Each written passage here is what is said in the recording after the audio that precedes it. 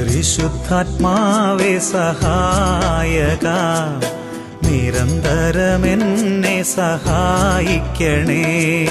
പരിശുദ്ധാത്മാവേ.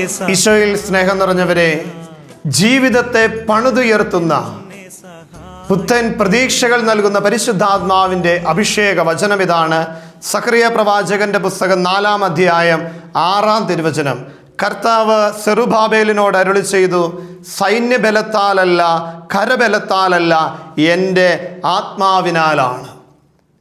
പ്രിയമുള്ളവരെ, സെറുബാബേൽ ദൈവത്തിൻ്റെ ആലയം പണിതുയർത്തിയത് ശക്തിയാലല്ല, കരബലത്താലല്ല, മറിച്ച് ദൈവത്തിൻ്റെ ആത്മാവിൻ്റെ ചൈതന്യത്താലാണ് എന്ന് ഓർമ്മപ്പെടുത്തുന്ന മനോഹരമായ വചനം. നമ്മുടെ ജീവിതത്തെ പണിതുയർത്തുന്ന വചനം. നമ്മുടെ ഉദ്യമങ്ങളിൽ, നമ്മുടെ പുതിയ സംരംഭങ്ങളിൽ, നമ്മുടെ പ്രവർത്തനങ്ങളിൽ പരിശുദ്ധാത്മാവ് കൂടെ ഉണ്ടെങ്കിൽ പ്രിയമുള്ളവരെ, വലിയ വിജയം കൈവരിക്കുവാനായിട്ട് നമുക്ക് സാധിക്കും.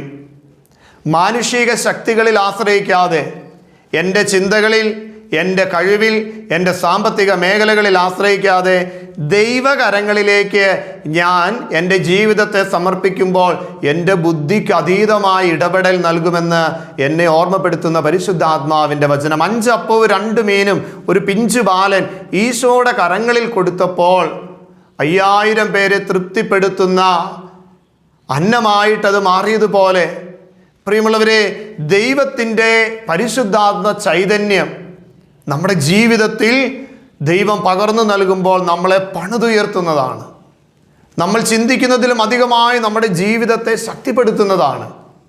നമ്മുടെ ബുദ്ധിക്ക് അതീതമായി ഉന്നതമായ വിജയം നൽകുവാൻ പാകത്തിന് പരിശുദ്ധാത്മാവിൻ്റെ അഭിഷേക ചൈതന്യം നമ്മളെ ബലപ്പെടുത്തുമായതിനാൽ പ്രിയമുള്ളവരെ, ഞാനിനി എന്നിലല്ല ആശ്രയിക്കുന്നത്, എൻ്റെ ദൈവത്തിലാണ് ആശ്രയിക്കുന്നത്. എന്നെ ശക്തനാക്കുന്നവനിലൂടെ എല്ലാം ചെയ്യുവാനായിട്ട് എനിക്ക് സാധിക്കുമെന്നുള്ള ഉറപ്പിൽ, എൻ്റെ ബലഹീനതയിൽ എന്നെ ശക്തിപ്പെടുത്തുന്ന, എൻ്റെ കുറവുകളിൽ എന്നെ നയിക്കുന്ന, എൻ്റെ വീഴ്ചകളിൽ എന്നെ ചേർത്ത് പിടിക്കുന്ന, എന്നെ പണിതുയർത്തുന്ന ദൈവത്തിൻ്റെ കരങ്ങളിലേക്ക് എൻ്റെ ജീവിതത്തെ വിട്ടുകൊടുത്ത് ആ പരിശുദ്ധാത്മാവിൻ്റെ ചൈതന്യത്തെ സ്വീകരിച്ച് പുത്തൻ അഭിഷേകത്തോടെ മുന്നേറുവാൻ കാരുണ്യവാനായ ദൈവമേ ഞങ്ങളെ അനുഗ്രഹിക്കണമേ. നമുക്ക് പ്രാർത്ഥിക്കാം. ഒരു നിമിഷം നമ്മുടെ നിയോഗങ്ങളെ ഓർക്കാം. പ്രത്യേകിച്ച് ഇന്നത്തെ നമ്മുടെ എല്ലാ പ്രവർത്തനങ്ങൾ, നമ്മളോട് പ്രാർത്ഥന ചോദിച്ചിട്ടുള്ളവർ, ജീവിതത്തിൽ ചില തകർച്ചകളിലൂടെ കടന്നു പോകുന്നവരെ ദൈവമേ പണിതുയർത്തണമേ, പുത്തൻ അഭിഷേകം നൽകി അനുഗ്രഹിക്കണമേ എന്ന് പ്രാർത്ഥിച്ച് ദിവികാരുണീശോയുടെ ആശീർവാദം നമുക്ക് സ്വീകരിക്കാം. പരിശുദ്ധ പരമദിവ്യ കാരുണ്യത്തിന്